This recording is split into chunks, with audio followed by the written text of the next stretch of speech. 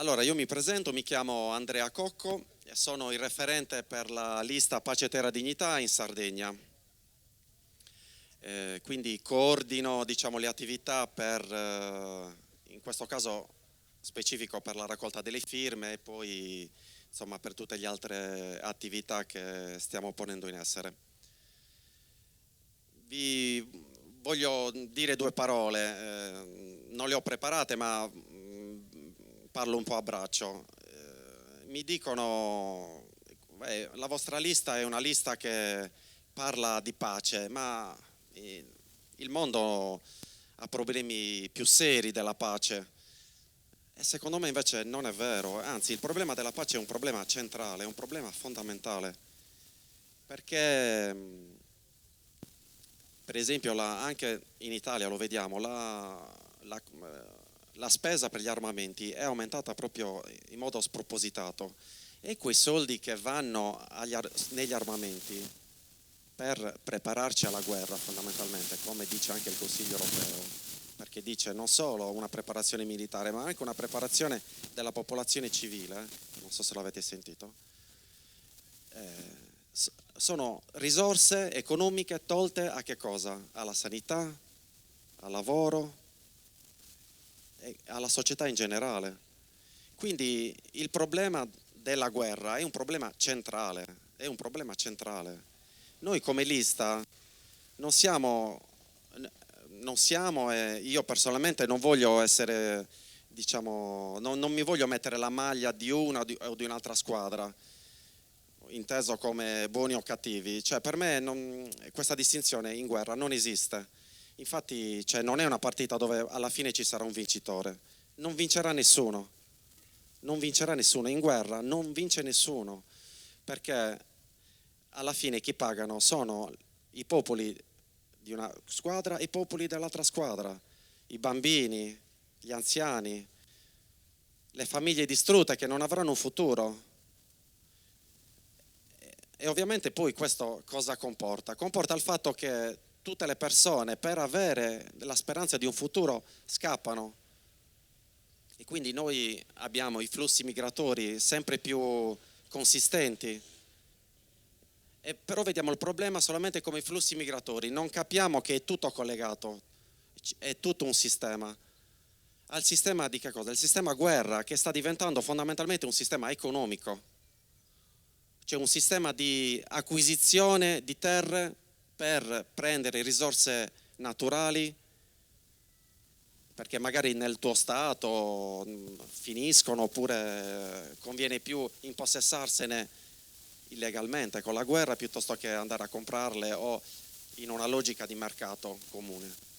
Quindi anche noi pensiamo che il ruolo dell'Unione Europea debba diventare un ruolo da protagonista. Noi siamo nella scena internazionale dei comprimari, l'Italia e l'Unione Europea, siamo dei comprimari, cioè prima sentiamo cosa dicono gli Stati Uniti, poi possiamo anche parlare, ma non è così, cioè l'Unione Europea è nata per ragioni economiche ma anche sulle macerie di due guerre che hanno devastato l'Europa.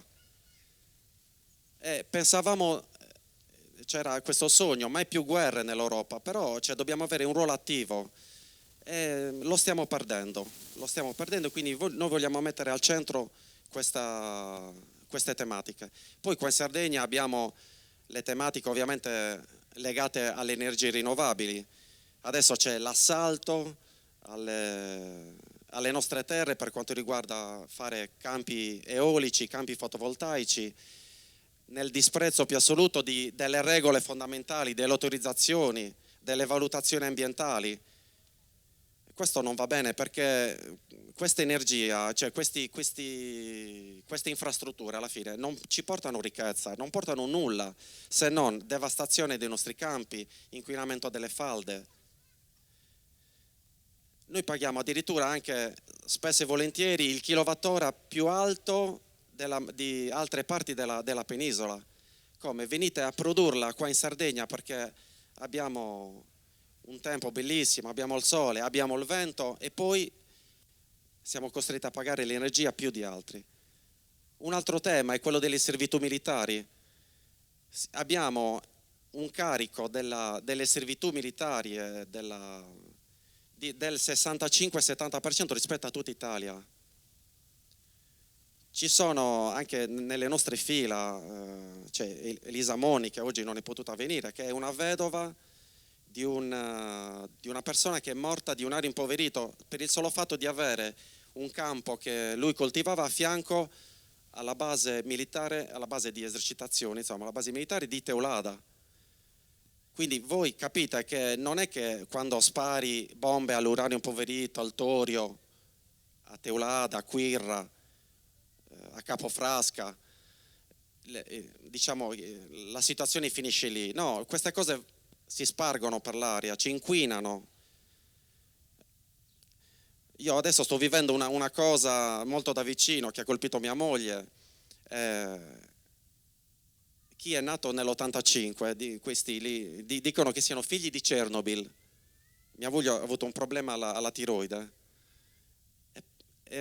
Ci sono studi che dicono che questi problemi sono dovuti diciamo, a quelle radiazioni che ovviamente hanno girato per il globo e sono arrivate sino a noi, quindi stanno creando malformazioni, alterazioni che provocano il cancro in ragazze che non hanno neanche 40 anni e anche bambini. Quindi pensare che la guerra e queste situazioni siano delle cose molto molto distanti da noi è un errore fatale, è un errore fatale. Per cui cioè, la guerra è un argomento che riguarda noi tutti. Come, che cosa? Come riuscire ad arrivare a fine mese, come curarsi. Io lo metto alla stessa stregua. Quindi ora ho finito, adesso lascio la parola a Gianni Fresu, un nostro candidato, e poi al giornalista Michele Santoro. Grazie. Se volete potete avvicinarvi ancora di più, così sentiamo la vostra vicinanza.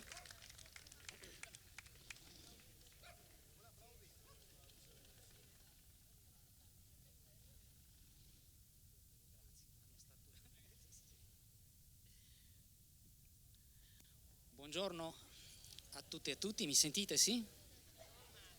Allora, in primo luogo mi presento, mi chiamo Gianni Fresu, sono un professore di filosofia politica all'Università di Cagliari, anche se gran parte degli ultimi anni li ho passati vivendo e lavorando nelle università brasiliane. Io ho deciso di aderire alla lista Pace, Terra e Dignità con entusiasmo e quindi ho accettato anche la disponibilità a candidarmi perché ritengo che la scelta di incentrare programmaticamente una battaglia per queste elezioni europee attorno al tema della pace sia strategico, nel senso che viviamo in un contesto nel quale per l'Unione Europea, quando si tratta di redistribuire la ricchezza per sostenere i redditi più bassi, di finanziare la sanità, di sostenere il diritto al lavoro, la scuola, non ci sono soldi. Per arricchire invece i fabbricanti di armi i soldi si trovano sempre. Siamo in un contesto storico molto particolare e queste elezioni assumono un valore storico, più o meno come nel contesto che ha preceduto il dramma della grande guerra, la prima guerra mondiale. E anche allora chi non ha utilizzato tutti gli strumenti che aveva a disposizione per opporsi allo spirito militarista, ha nella sua coscienza qualcosa di cui farsi perdonare. Oggi ci troviamo più o meno nella stessa situazione, perché l'Unione Europea è diventato di fatto un'articolazione burocratica e finanziaria della NATO. Non ha solo un ruolo di comprimario, ha un ruolo di asservimento completo alle logiche e agli interessi degli Stati Uniti d'America.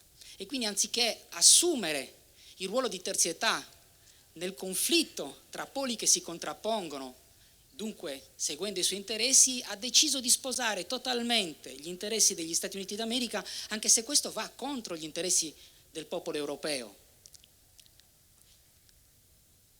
Un grande filosofo liberale, io non sono liberale, chi mi conosce lo sa bene, anche se studio i filosofi liberali, si chiama, lo conoscete, Norberto Bobbio, nel vivo della guerra fredda sosteneva che fosse necessario contrapporre l'etica del dialogo alla logica della potenza, perché lui riteneva che in un contesto dominato dal pericolo nucleare puntare sulla deterrenza, come ha detto la Meloni qualche giorno fa, e quindi gettare il mondo nell'equilibrio del terrore, che significa la corsa costante agli armamenti, significa gettare il mondo sull'orlo del baratro. E quindi è un'assurdità. Lui in quell'intervento famosissimo su etica e politica diceva: disarmatevi di tutti i paesi, unitevi contro questa logica. Ecco, se era una follia l'equilibrio nel terrore allora, quando esisteva però un equilibrio tra est e ovest, e quando l'Unione Sovietica aveva delle sue modalità e una sua responsabilità che non ha la Russia di oggi, come non lo hanno gli Stati Uniti d'America di oggi, così come le classi dirigenti europee si basavano su grandi partiti che avevano processi di selezione dei gruppi dirigenti, avevano una scuola. Oggi quali sono le modalità che formano le classi dirigenti? Non ci vuole nulla che un folle arrivi al potere. In gran parte dei casi questo succede. Tra un po' ne avremo di nuovo un altro negli Stati Uniti d'America. Io vengo dal Brasile, Jair Bolsonaro è un esempio lampante. Quindi se era una follia allora, puntare su equilibrio nel terrore oggi è doppiamente folle. Per questa ragione io ritengo che incentrare programmaticamente la battaglia sul tema del rifiuto della logica bellicista sia oggi il vero tema, perché qualsiasi altro discorso attorno ai temi emancipatori, il diritto al lavoro, alla salute, all'educazione pubblica, passa da una scelta: se l'Unione Europea fa la scelta della guerra o la scelta della pace. In un caso possiamo scordarci diritto al lavoro, alla salute, all'educazione pubblica, perché, come è stato detto, si dovrà centralizzare la spesa europea per comprare sempre più armi, e quando la Russia ne avrà altre in più ne dovremo comprare ancora, nella speranza che nessuno dei due prima o poi schiacci inavvertitamente un bottone. Quindi oggi come oggi lavorare attorno al tema della pace significa lavorare per quelle altre questioni fondamentali, e per questo io ho deciso e sostenuto di aderire e ho deciso di sostenere questo progetto politico. Questo perché nel panorama politico attuale la consapevolezza che siamo sull'orlo del baratro pare non ci sia, nel senso che la gran parte delle forze politiche o hanno posizioni sfumate e ambigue, o le hanno dichiaratamente di destra, pericolose, aggressive. Il Partito Socialista Europeo è la realtà europea che più spinge l'Europa verso la NATO. Non a caso da dove viene Stoltenberg, Jacques Borrell? Ma io quando sento parlare la von der Leyen che dice che bisogna utilizzare la politica centralizzata della vaccinazione contro la pandemia per le armi, a me mi viene la pelle d'oca. Quando sento Macron dire che bisogna mandare le truppe di terra in Francia, qualche problema ci sarà. E quindi, ripeto, è un punto di non ritorno assoluto, e su questo tema credo valga la pena battersi. È una battaglia giusta. Ora la battaglia è per raccogliere le firme, perché ovviamente i disertori non sono mai stati visti bene dalle classi dominanti. E una lista di disertori che decide di non aderire alla logica di guerra che l'Unione Europea sta assumendo ovviamente è ostacolata in tutti i modi, e quindi hanno aumentato spropositatamente il numero delle firme necessarie a presentarsi, e le istituzioni locali, spesso governati da un partito che si chiama democratico, fa di tutto perché non vengano raccolte le firme. Ma raccogliere le firme perché il nostro progetto possa essere in campo alle elezioni è una questione democratica. Poi saranno i cittadini a decidere se dare il voto o meno, se mandare o meno una rappresentanza attorno a questi temi. Ma c'è un'altra grande questione che la logica della guerra sta scoperchiando. Noi abbiamo visto in questi 2 anni, si vedeva già prima, ma ora ancora più evidente, quanto i mezzi di informazione sono mezzi di formazione dell'opinione pubblica, e ci sia un lavoro martellante, sistematico, per far aderire tutti a un'unica visione, per dare una unica rappresentazione degli avvenimenti. Io mi occupo da sempre di Antonio Gramsci, e Gramsci è l'autore che maggiormente ha studiato questo tema, perché diceva: badate, è una fesseria che lo Stato sia semplicemente l'esercizio monopolistico della forza.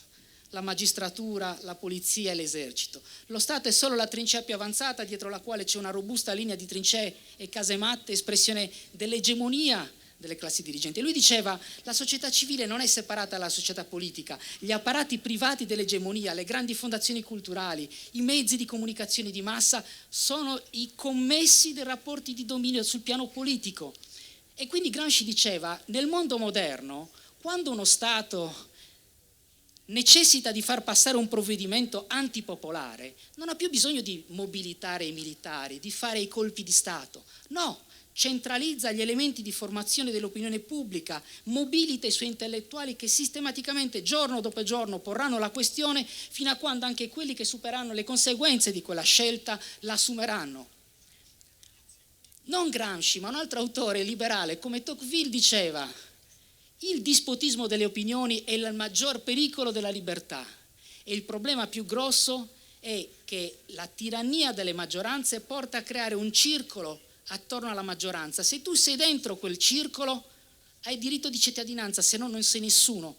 E lui diceva: il grado di democraticità di un paese si misura non dal fatto che esista una minoranza, ma il fatto che quella minoranza abbia la possibilità di avere un ruolo, di esprimere non soltanto le sue opinioni, ma farle valere nella società. Ecco, il tentativo che si sta portando di mettere il bavaglio su una via alternativa ci dice che la questione della guerra chiama in causa non soltanto l'esistenza dell'umanità, ma prima ancora la sopravvivenza della democrazia. Per questa ragione vi chiedo di dare forza, in primo luogo firmando le nostre liste, in secondo luogo votando questo progetto, alla necessità di porre il tema della pace al centro dell'agenda politica, non come oggi. Grazie.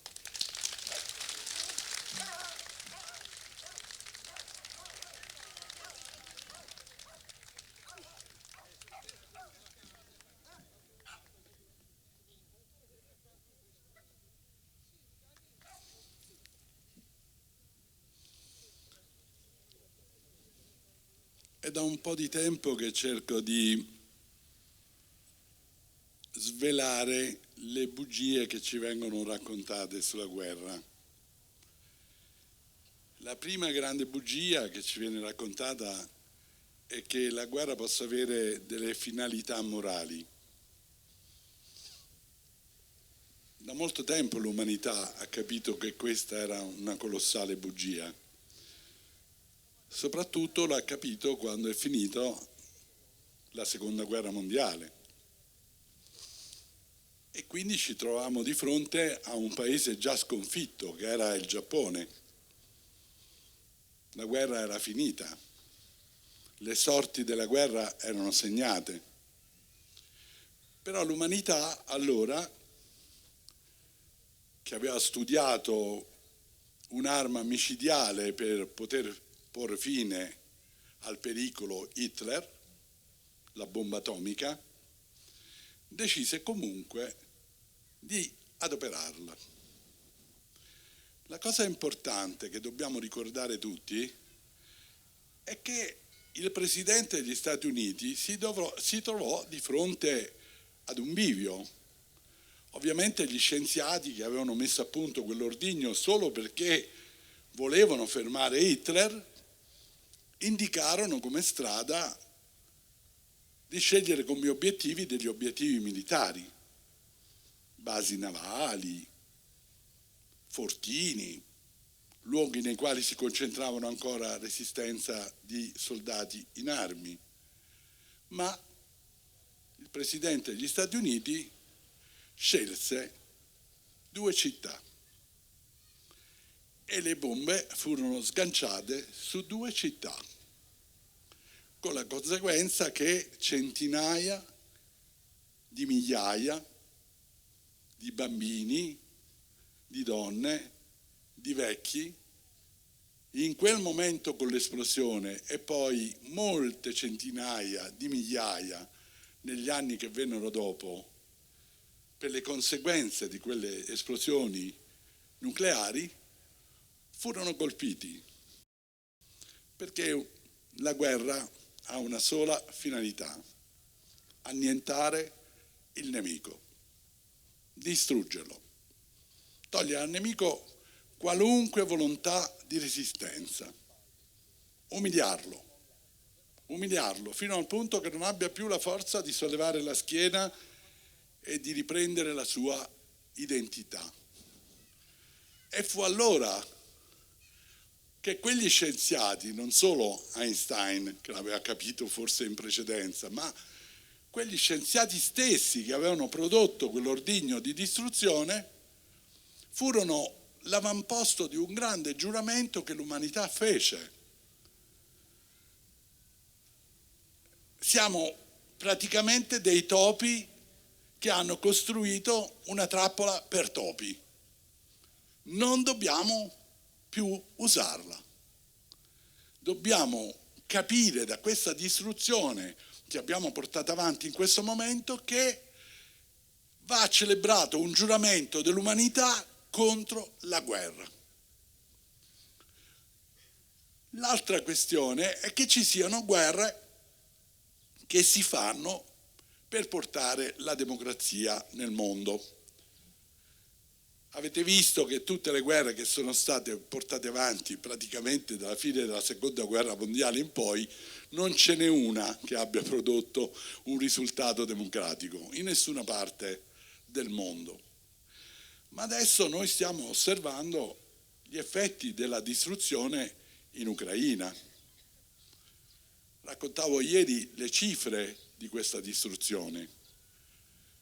1000 fabbriche distrutte, aziende elettriche, centrali elettriche spianate a zero,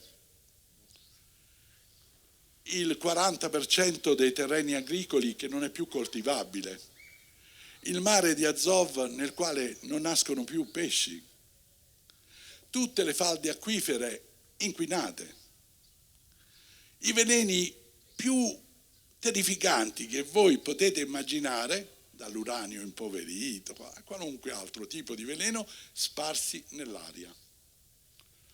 Si stima che se adesso dovessimo ricostruire l'Ucraina, ci penserà poi Trump, nel caso fosse eletto, a dire che siamo noi a dover mettere i soldi, noi europei naturalmente, si stima che a questo punto di distruzione ci vorrebbero 1.000 miliardi. 1.000 miliardi per ricostruire l'Ucraina. Ora è evidente che l'Ucraina è stata invasa da Putin ed è evidente che questa invasione è stato un gesto scellerato che attribuisce a Putin una enorme responsabilità anche sul piano della storia. Ma è altrettanto evidente che questa distruzione non sarebbe stata possibile senza trasformare questa guerra in qualcosa di molto diverso dal conflitto fra la Russia e l'Ucraina, che peraltro erano due realtà molto intrecciate fra di loro. Prima di questa invasione gli ucraini avevano praticamente una tripartizione nella loro opinione pubblica. C'erano quelli che volevano andare con l'Occidente, quelli che volevano andare con i russi e c'era un terzo che voleva andare dove era meglio per il popolo, cioè forse quello col quale mi sarei identificato di più io.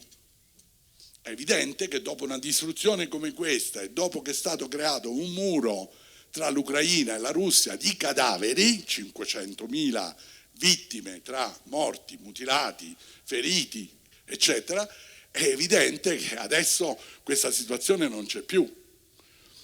Quindi la guerra ha provocato la costruzione di un muro di morti che separano questi due paesi, che erano molto difficilmente separabili, ma attenzione, molto difficilmente separabili sotto il profilo politico, perché questa è una cosa che non vi è stata spiegata.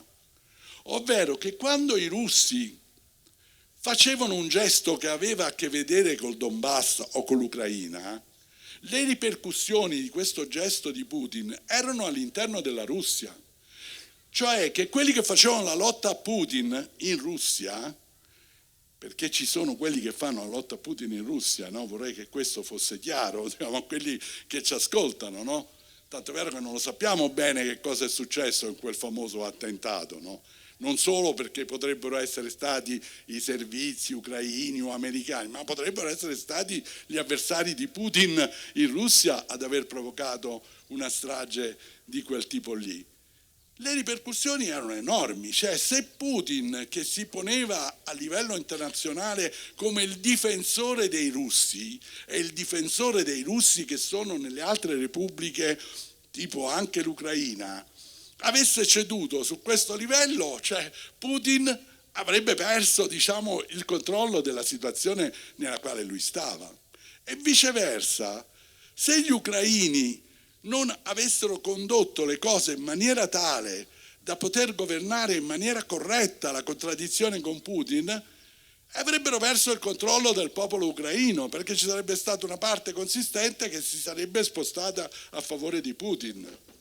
Quindi noi stiamo parlando di un qualcosa che assomigliava quasi a una guerra civile e che invece abbiamo trasformato in una guerra che, lo dice Putin, ma scusatemi tanto, non è che siccome lo dice Putin non è vero, abbiamo trasformato questa guerra in una guerra della NATO contro la Russia.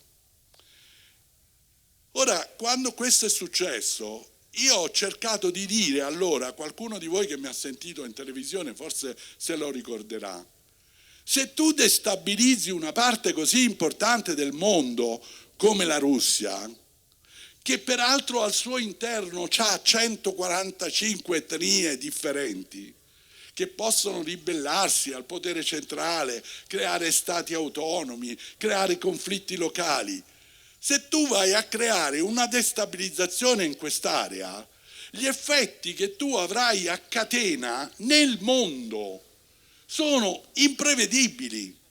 E tutti quanti dicevano: no, ma tu che dici? Qua stiamo difendendo l'Ucraina, tu non capisci niente, la democrazia, la libertà, e tutte queste balle come se gli ucraini fossero gli alfieri della libertà. Hanno messo fuori legge tutti quelli che sono contro Zelensky, cioè voglio dire, i giornali sono stati chiusi, le televisioni sono state chiuse, sembra che solo Putin è il cattivo, mentre invece in Ucraina c'è il regno del Bengodi. Ma adesso non voglio dire una provocazione, ma gli ucraini sono quasi russi, diciamo, come comportamento, cioè cominciamo a guardarli da questo punto di vista qui, no? E quando io dicevo, ma se lì si sta facendo questo, io quello che vi chiedo non è di dividerci tra noi pacifisti, che sembriamo quelli che vogliono la pace, non si capisce bene che cosa sia la pace, no? E voi che invece volete la democrazia e quant'altro. Io quello che vi chiedo e vi sfido a dirmi, che tu ti chiami Meloni, che tu ti chiami Schlein, che tu ti chiami politico degno di questo nome, dove cavolo vuoi arrivare? Fammi capire dove cavolo la metti sta linea di demarcazione e quanto tempo deve durare sta guerra. E la risposta a questa mia domanda, che è molto semplice ma che gli italiani dovrebbero fare ai loro leader e all'Europa, è: dove cavolo volete arrivare? Perché quello che state facendo sta provocando degli effetti a catena devastanti che voi non raccontate alla gente, perché i vostri telegiornali non lo raccontano. E quando io andavo da Floris a dire: mentre io sono qui che parlo con te, caro Giovanni, a Washington sono riuniti col dito sul grilletto delle armi atomiche. In Russia sono riuniti col dito sul grilletto delle armi atomiche. In Iran sono pronti a lanciare i loro missili. Nel Mar Rosso gli Houthi sono pronti a lanciare i loro attacchi contro le navi mercantili che trasportano merci israeliane. Israele è pronta a scatenare l'inferno di cristallo e forse anche atomico, perché non sappiamo esattamente la situazione di quello Stato dal punto di vista atomico qual è. E voi non la date la percezione alla gente che c'è questa situazione in questo momento e che le forze che controllano questa situazione in realtà non sono più così forti come nel passato, perché Kennedy e Khrushchev il controllo ce l'avevano, andavano sull'orlo del precipizio ma i telefoni stavano sempre in linea di comunicazione, si parlavano. Biden non si parla con Putin e sotto di loro quelli che agiscono non sono pienamente controllati. Hamas significa tante cose. Quelli che hanno fatto il 7 ottobre, l'orrore del 7 ottobre, e quelli che stanno nel Qatar, che magari avevano detto a Netanyahu non ti preoccupare che non succede niente. E Netanyahu si fidava di quelli che stavano nel Qatar, che mandano i figli ad Harvard, bevono e mangiano alle spalle di quelli che stanno a Gaza e che si sono rivoltati contro quelli che stavano nel Qatar decidendo di fare il 7 ottobre. Poi alla fine l'hanno fatto tutti insieme, dicono, ma sappiate che non è vero, che agiscono tante bande, tante signorie della guerra e il controllo non è pieno. Quando ci fu la crisi dei missili a Cuba, un sommergibile russo navigava intorno all'isola di Cuba. Questo sommergibile russo fu affrontato da una nave americana che lo individuò e lanciò delle bombe di profondità. Queste bombe erano a salve, ma il capitano russo, era un mezzo scemo, non capì che le bombe erano a salve e armò il primo missile da lanciare contro gli Stati Uniti. La cosa non avvenne perché c'era un secondo, per grazia di Dio, intelligente, a volte i secondi sono più intelligenti dei primi, in Italia di sicuro, pure i terzi, che disse no, un momento, che cavolo state facendo? Controllò e il missile non partì. E parliamo di Khrushchev e di Kennedy.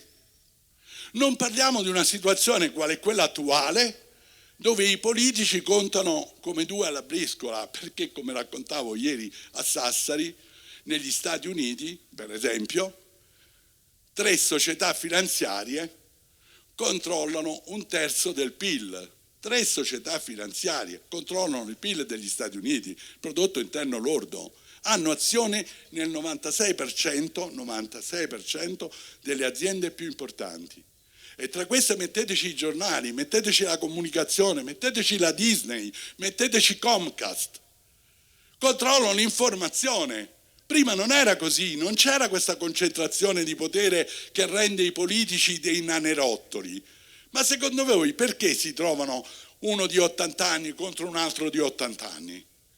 Perché gli equilibri non sono più determinati dalla gara politica democratica come dovrebbe accadere, ma sono determinati dal sistema di potere della guerra e del debito che non deve essere messo in discussione.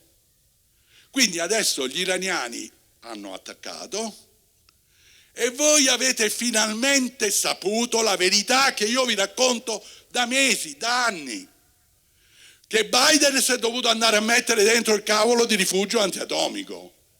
L'avete capito questo, cavolo? Questa è una cosa estremamente importante. Tutti sono corsi ai ripari perché hanno il dito sul grilletto. Non scoppierà, ci auguriamo, ma la situazione è questa e lo dobbiamo capire, come la situazione che finalmente Giorgetti vi ha raccontato nello stesso giorno, che non c'è niente da fare, che il prezzo del petrolio e della benzina sta consumando tutte le risorse che noi dovevamo dedicare alle politiche sociali. Ve l'ha detto ieri, no? Anche i telegiornali sono stati costretti a dirlo. Poi danno la colpa al 110, eccetera, eccetera. Vabbè, tra l'altro sarebbe interessante fare dei conti fatti seri con questo 110, perché io vorrei capire esattamente come stanno le cose. Però io vi posso dire che la guerra è l'elemento determinante. Questo fidatevi, nel prezzo della benzina e delle materie energetiche.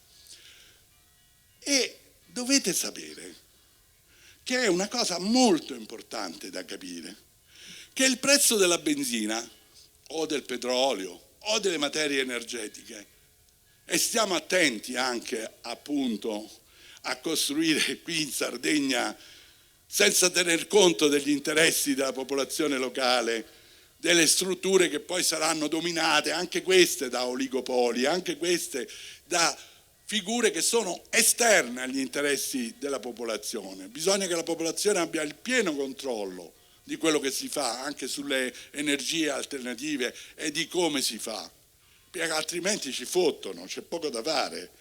Hanno creato un sistema che è fatto per fotterci e lo sanno adoperare benissimo.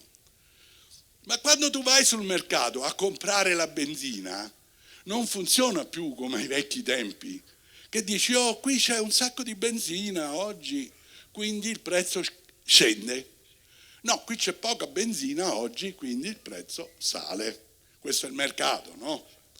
No, perché il prezzo della benzina di oggi, solamente per un terzo, è determinato dall'effettiva offerta quotidiana di benzina, 30%. 70% è determinato dalla speculazione finanziaria. Chi è il principale importatore di benzina negli Stati Uniti? Una banca. Chiaro? Una banca. E come si fa il prezzo della benzina? Decidendo oggi quale sarà il prezzo fra 6 mesi. Io scommetto le mie risorse economiche su questo e fra 6 mesi guadagnerò, perderò a secondo della scommessa che ho fatto. Quindi noi paghiamo il petrolio per le scommesse finanziarie che hanno fatto 6 mesi fa, 1 anno fa, 2 anni fa. Perché nel mondo non conta più il cavolo che fate voi quando andate a lavorare, conta solo per un terzo. E per 3 volte, anzi per 12 volte, se guardiamo le transazioni finanziarie, non conta quante cose facciamo, quanti mattoni facciamo, quanti chiodi martelliamo, ma conta quanta economia abbiamo mosso con la speculazione. Perché nel mondo il debito, dopo la pandemia, è diventato 3 volte e mezzo il prodotto. Quello che produciamo in tutto il mondo è seppellito da una catasta di quei certificati che hanno scommesso sul prezzo del dollaro, sul prezzo del petrolio, sul prezzo del riso, sul prezzo anche dei beni di prima necessità. Che cosa è successo nel mondo? Che fino a un certo punto tutto funzionava perfettamente, perché io scommetto i soldi, sono le banche che dominano il mondo. I soldi si fanno non facendo le case come avveniva negli anni 50 o negli anni 60, ma si fanno scommettendo sul debito. Io non faccio un tubo e mi prendo un sacco di soldi con gli interessi, mentre voi depositate i vostri soldi in banca e vi danno 0 interessi. Le banche sono quelle che dopo la pandemia sono uscite con dei livelli di profitto che sono straordinari. Perché sono così straordinari? Perché praticamente hanno innalzato i tassi per impedire l'inflazione e tutti quelli che hanno comprato i titoli, no, hanno guadagnato senza fare niente, senza fare un tubo. Ma c'è un altro elemento che bisogna sapere, che le banche hanno una cointeressenza in tutte le materie energetiche inquinanti, per cui guadagnano col prezzo del petrolio, guadagnano col prezzo del fossile, cioè 7 euro su 10 sono legate al fossile. Per cui quando noi parliamo di transizione ecologica ci dobbiamo rendere conto che se noi velocemente ci occupiamo di agricoltura, del fatto che gli agricoltori o i pastori devono essere considerati servizio pubblico, è chiaro, per quello che fanno, sempre che ci diano del cibo buono, sempre che non usino i pesticidi, ovviamente in una maniera che sia dannosa per la nostra salute, ma chi mantiene il verde vivo, cavolo, è un operatore del servizio pubblico, non lo possiamo costringere a vendere sotto costo i suoi prodotti, no? Dovremmo sostenerlo. E per fare questo dovremmo spostare soldi verso questo. Ma se le banche spostassero i soldi verso l'agricoltore servizio pubblico, verso il pastore servizio pubblico, fallirebbero. Perché 7 dei loro euro investiti su 10 sono legati e inquinanti. Quindi dobbiamo andare lentamente. E una delle nostre proposte è no, cancelliamo una parte di questo debito, quello che sta nella pancia della banca centrale. Sono 2.500 miliardi, cancelliamo questo debito perché siamo noi debitori verso noi stessi, cancelliamolo e usiamo 2.500 miliardi, non 300, 400, 500 miliardi per accelerare la transizione ecologica e per aiutare tutti quelli che possono essere danneggiati e per avere le risorse per investire sull'istruzione e per avere le risorse per investire sulla sanità. Noi, e finisco, vi mando a mangiare, ma potrei parlare di tantissime cose, perché non ci accorgiamo di questa banale verità? Che noi non siamo, io non sono pacifista, guardate, tutta questa storia dei pacifisti, io non sono pacifista. L'unica cosa che dicono veramente di me, che corrisponde alla realtà, è che sono vecchio. Ok? È l'unica cosa reale che dicono di me. Sono vecchio. Che però è come dire a un nero, sei nero. È come dire a uno zoppo, sei zoppo. Come dire a un paraplegico, sei paraplegico. Siete razzisti di merda a dire queste cose qui, perché non avete argomenti per fronteggiare gli argomenti più importanti, che sono quelli che riguardano il fatto che noi non abbiamo un'aspirazione alla pace. Noi pensiamo che senza la pace il mondo rimarrà il mondo del privilegio, il mondo dei miliardari che si fanno i soldi sulla povera gente, il mondo delle grandi disuguaglianze. E come dice Bernie Sanders, se miliardario oggi si diventa senza lavorare, Musk è diventato miliardario non perché ha costruito i palazzi con la cazzuola, ma perché le banche hanno sposato i suoi progetti e li hanno fatti diventare certificati futuri, come quelli del riso, come quelli del cibo, come quelli del petrolio. E così lui è diventato miliardario. E dopo la pandemia abbiamo messo tutte le nostre energie per impedire la crisi produttiva del mondo. Il mondo è sceso del 4% come livello di produzione. 160 milioni di persone sono finite sull'orlo della morte. 1,5 miliardi di persone, 1,7 miliardi di persone non hanno un conto corrente. E i 10 miliardari più ricchi del mondo hanno visto passare le loro fortune da 700 miliardi di dollari a 1.500 miliardi in 2 anni, lo capite? E quello che sta succedendo è un meccanismo che si riflette nelle nostre società, dove se noi avessimo l'intelligenza di non ascoltare i telegiornali, ma prendere un quadernetto e cominciare a fare i conti nella nostra famiglia, scopriremmo che dai nostri conti correnti sono scomparse 30 miliardi di euro, dai nostri conti correnti, che il problema non sono solo i poveri che aumentano, perché i poveri aumentano, ma è il ceto medio che diminuisce, e quando diminuisce il ceto medio è la speranza che diminuisce, perché è quello che fa andare avanti le società. E quando io che sto sotto guardo uno che sta un po' più in alto di me e dico cavolo, posso diventare come lui. Quello è l'ingegnere, quello è il laureato. Io faccio il contadino, ma mio figlio sta diventando laureato in agraria. È questo che rende le società vive, le democrazie vere. E questa roba qui si sta allentando. E noi andiamo a fare i conti nella nostra vita e vediamo che se mio padre poteva mandare negli anni 60 5 figli all'università contemporaneamente con lo stipendio da macchinista delle ferrovie, oggi noi dobbiamo prendere 2 figli e decidere chi manda all'università e chi non ne posso mandare. Oppure dobbiamo prendere i nostri figli e dire no, vai all'estero a lavorare. Ci mancano i medici, ci mancano gli infermieri. E io apro i telegiornali e dicono che la sanità abbiamo investito di più. Ma scusate, ma come cavolo avete fatto a investire di più che la sanità in Italia, la spesa sono 134 miliardi e voi avete aumentato la spesa di 3 miliardi? Ma qualcuno che ha fatto la scuola media superiore, qui ce l'abbiamo, sì? No, scusate, è inferiore, ho sbagliato.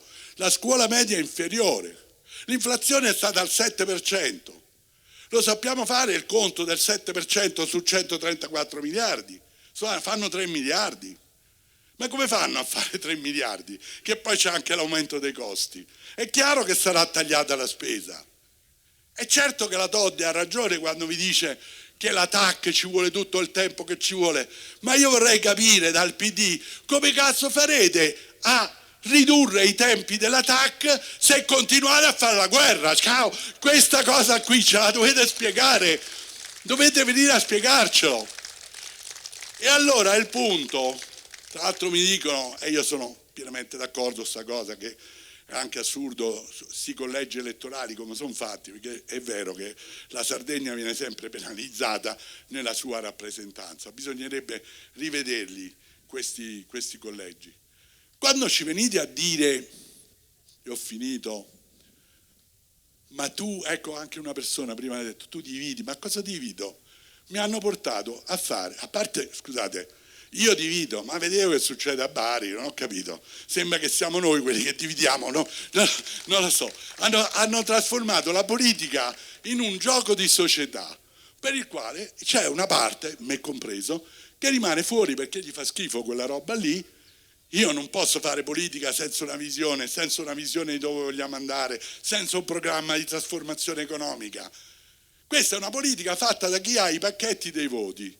Poi ci sono i sindaci, che costruiscono il loro potere intorno a quelli che hanno il pacchetto dei voti, gli altri non votano e tutto funziona, fino a quando regge quel potere lì e non c'è un crollo per qualche ragione. Allora io avrei capito che quelli che vogliono rinnovare la politica, eccetera, avessero aperto uno scontro, un dibattito. Adesso Conte si è accorto di quello che è successo a Bari, no? E ha detto che bisogna moralizzare. Ma guardate che quello che succede a Bari, se voi vi andate a leggere le carte giudiziarie, è quello che succede quasi in tutti i comuni italiani. Io non so come non si è fatto accorgere prima, no? Di quello che stava succedendo. Allora o la cambiamo sta roba qui o non la cambiamo. Allora che cosa era queste europee? Io non votavo più, l'ho dichiarato, la gente che mi segue lo sa, perché non me ne fregava niente di quello che facevano, ma la guerra è un'altra cosa. La guerra è un'altra cosa, io non posso accettare che quei bambini a Gaza muoiono in questa maniera, che c'è una risoluzione dell'ONU, che la gente viene torturata con la fame, non posso accettare che il mio governo non faccia niente, che l'Europa non faccia niente, non faccia sentire la sua voce in maniera autorevole. C'è una risoluzione dell'ONU che impone a Netanyahu di cessare il fuoco e io vorrei vedere questi politici che salgono come me sugli sgabelli di Montecitorio a dire deve cessare il fuoco Israele, devi cessare il fuoco, se no ho nessun rapporto più con te, perché non si può prendere un orrore e trasformarlo in un orrore ancora più grande. Questa è una cosa che non è accettabile. Non è accettabile. Israele ha diritto ad avere la sua sicurezza, ma i bambini non devono morire. Mi dispiace, i bambini non devono morire, sono innocenti, non c'entrano niente né con gli ostaggi né con Netanyahu. Dobbiamo ripartire da questa banale realtà.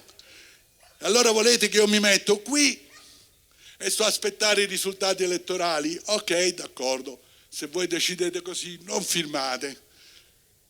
E mi togliete questo pensiero, ok?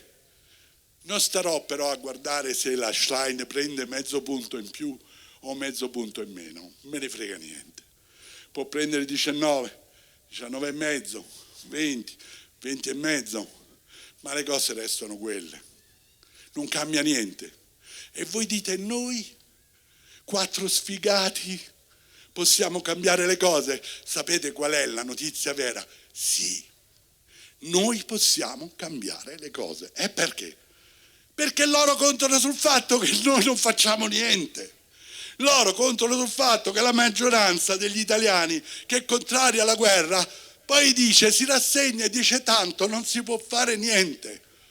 E invece si può fare molto, perché se loro vedono che il 2%, il 3%, il 4% si comincia ad aggregare sul rifiuto della guerra, sul ripudio che è scritto nella nostra Carta Costituzionale, che ripudia la guerra e ci proibisce di intervenire nei conflitti internazionali schierandoci da una parte e dall'altra. Quindi noi siamo quelli che chiedono il rispetto della loro Costituzione e saremo prima pochi, poi 10, poi 100, poi 1000. È come quando in uno sciopero si sa che lo sciopero è necessario, si sa che lo sciopero mette in discussione la nostra esistenza, ma non sappiamo se gli altri intorno a noi lo faranno. Viene l'ora giusta e noi cominciamo a guardare, tu lo fai, tu ti fermi, tu voti, tu firmi. Ma l'importante è che prima di tutto chi guarda gli altri salga sul banco come nell'attimo fuggente e dica: guardate, voi volete che io, come diceva il mio amico Don Tonino Bello, che io salga sui vostri bombardieri, quelli che si stanno alzando con Macron che non sa più che fare se non far alzare gli aerei perché i francesi cominciano a schifarlo, perché questa è poi la logica del militarismo, spegnere la democrazia. Voi volete che saliamo sul vostro bombardiere? No, io ho scioperato, io diserto, io su quel bombardiere non ci salgo. Se volete fare la guerra, fatela voi e per una volta metteteci pure il culo in questa guerra.